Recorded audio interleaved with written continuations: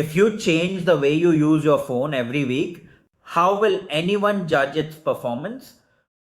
Think about this. You buy a new smartphone.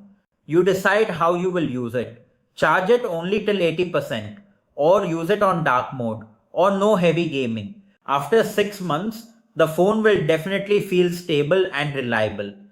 This method of usage is intentional. Companies do the same thing, but instead of phones, they decide how to record transactions. Uh, that decision is called an accounting policy. Indian Accounting Standard 8 says something very simple. A company cannot keep changing accounting policies randomly and should not change it frequently unless it meets certain requirements or parameters.